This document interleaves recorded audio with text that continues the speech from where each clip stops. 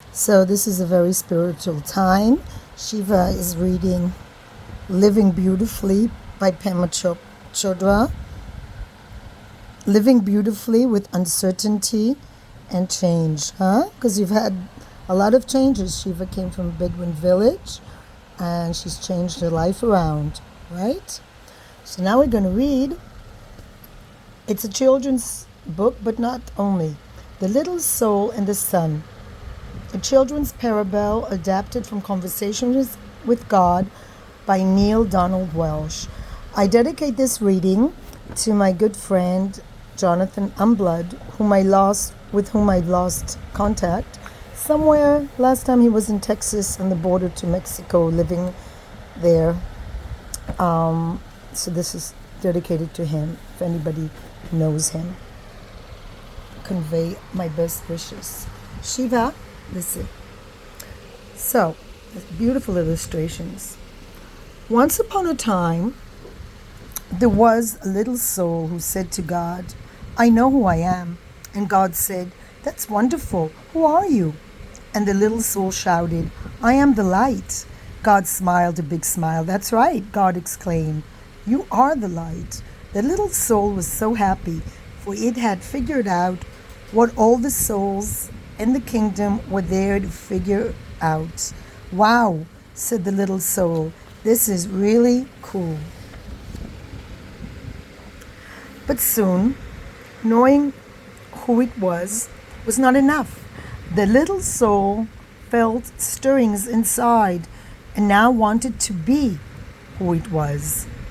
And so the little soul went back to God, which is not a bad idea for all souls who want to be who they really are, and said, Hi God, now that I know who I am, is it okay for me to be it?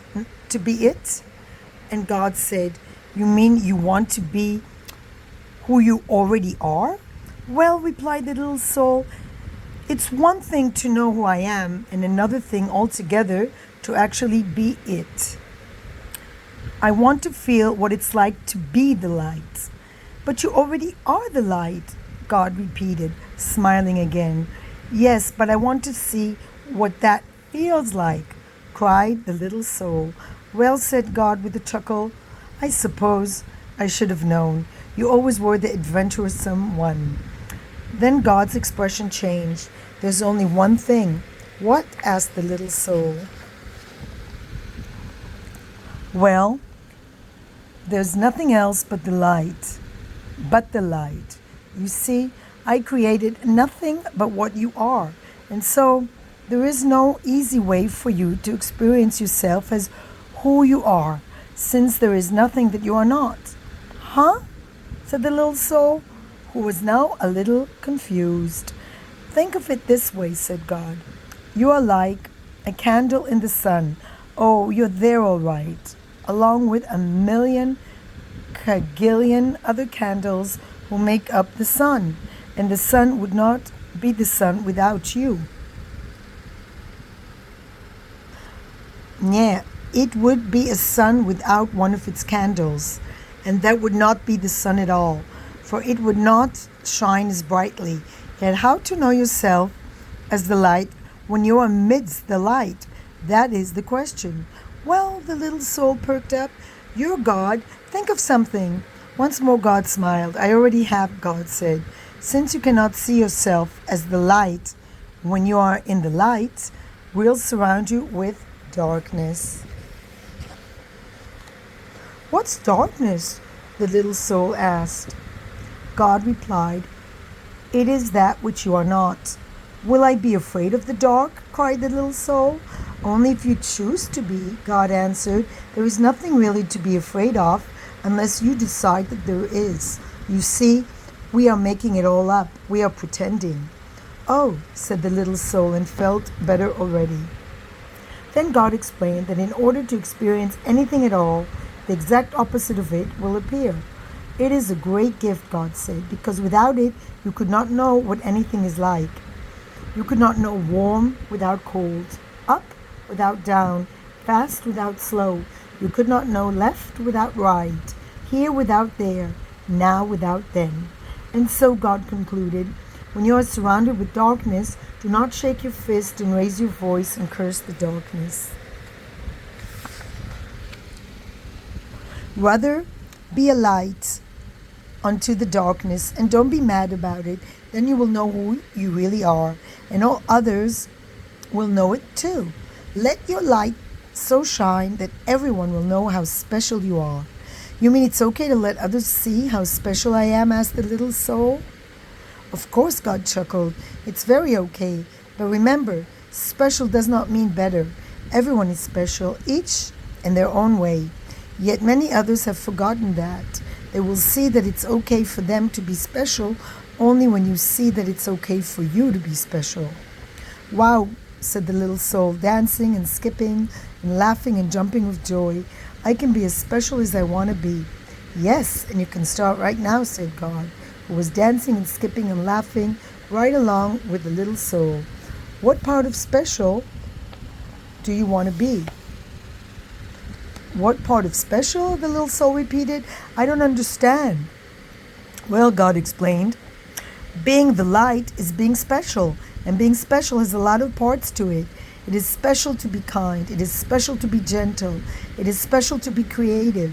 It is special to be patient. Can you think of any other ways it is special to be?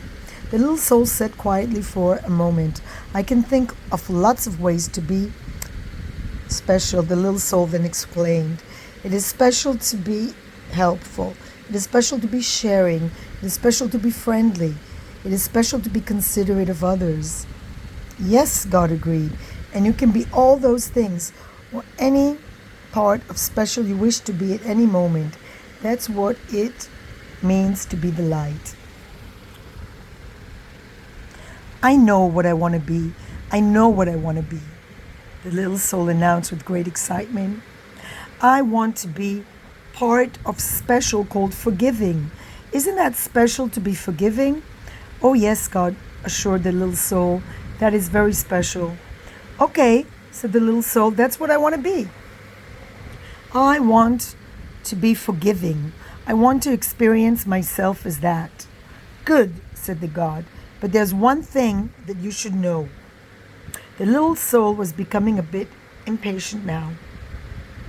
It always seemed as though there were some complication. What is it? The little soul sighed. There is no one to forgive. No one? The little soul could hardly believe what had been said. No one, God repeated. Everything I've made is perfect. There is not a single soul in all creation less perfect than you. Look around you. It was then that the little soul realized a large crowd has gathered. Souls had come from far and wide, from all over the kingdom. For the word had gone forth that the little soul was having this extraordinary conversation with God, and everyone wanted to hear what they were saying. Looking at the countless other souls gathered there, the little soul had to agree.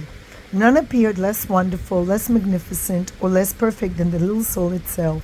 Such was the wonder of the souls gathered around, and so bright was their light, that the little soul could scarcely gaze upon them.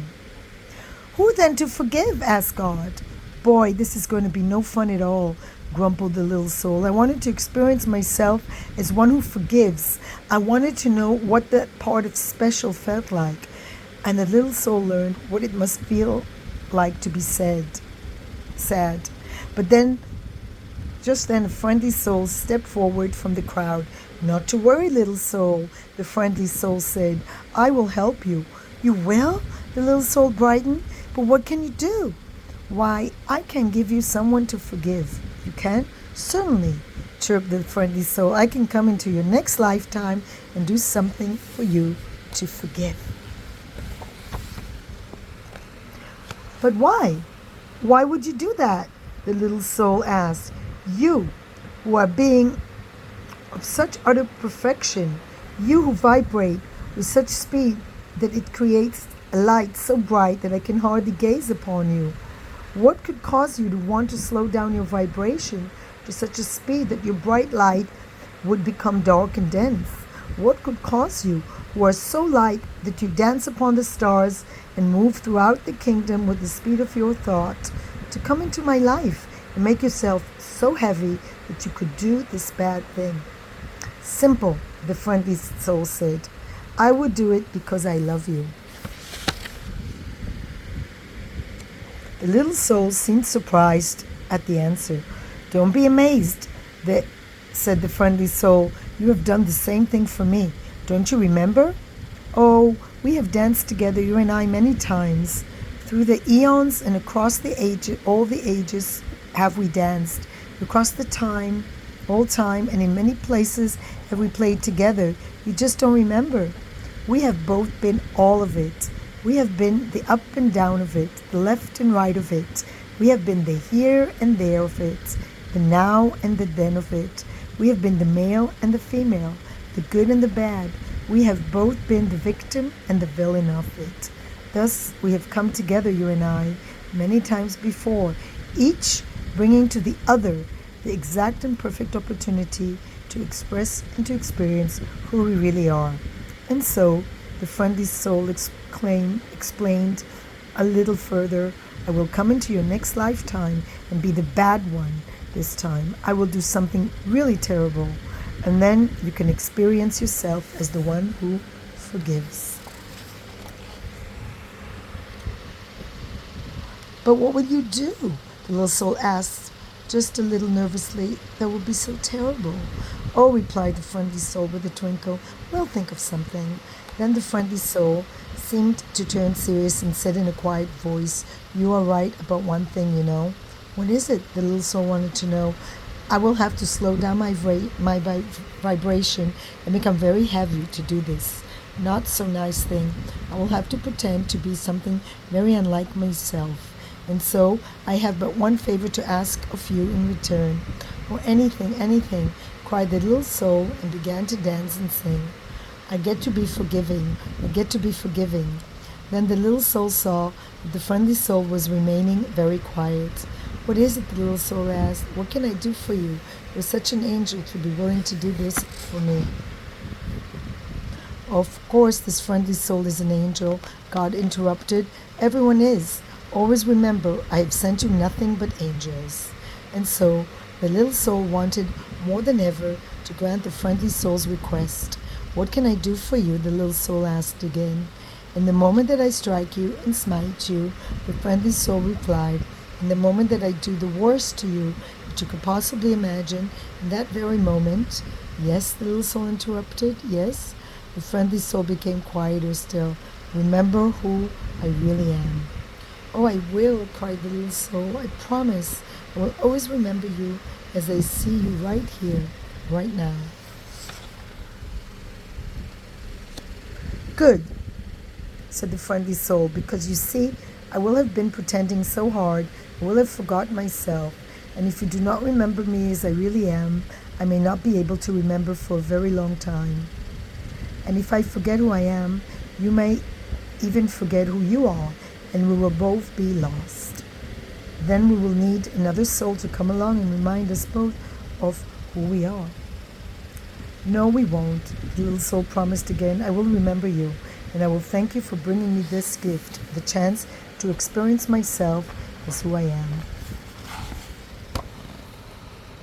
And so the agreement was made, and the little soul went forth into a new lifetime, excited to be the light, which was very special, and excited to be that part of special called forgiveness. And the little soul waited anxiously to be able to experience itself as forgiveness, and to thank whatever other soul made it possible. And all the moments in that new lifetime, whenever a new soul appeared on the scene, whether that new soul brought joy or sadness, and especially if it brought sadness, the little soul thought of what God had said. Always remember, God had smiled. I have sent you nothing but angels. So, dear parents and all lovers of children, this wonderful story gives children, gives children a way of looking at why bad things sometimes happen, and a new way of dealing with these things when they occur. The story also teaches that it is very okay to consider yourself special and to let others know just how special we all are. Finally, the story shows that everyone is loved by God in the same way, and that even people we may not consider to be our friends may be God's angels in disguise, sent to us to bring us a gift, the gift of growing in tolerance and understanding and forgiveness, and a chance to be who we really are. This parable first appeared in a slightly different form in the adult book Conversations with God, Book 1, and has been retold in cities across the country where I have been invited to lecture or offer pulpit talks at church services. I've recreated it as a children's book with color illustrations in response to the comment of countless people who have written to me or stopped me after my talk to say that it would make a perfect children's story. I believe this parable came directly from God, and I know that any child who becomes familiar with it will be blessed by it. Thank you for loving children enough to bring them this story. Neal Donald Walsch, Ashland, Oregon, January 1998. It's a beautiful story, and I don't want it to be limited by a particular path. I think it's a spiritual book, first of all. So, thank you for allowing me to read you the story. It's called Little Soul and the Sun by Neal Donald Walsch. Have a blessed day.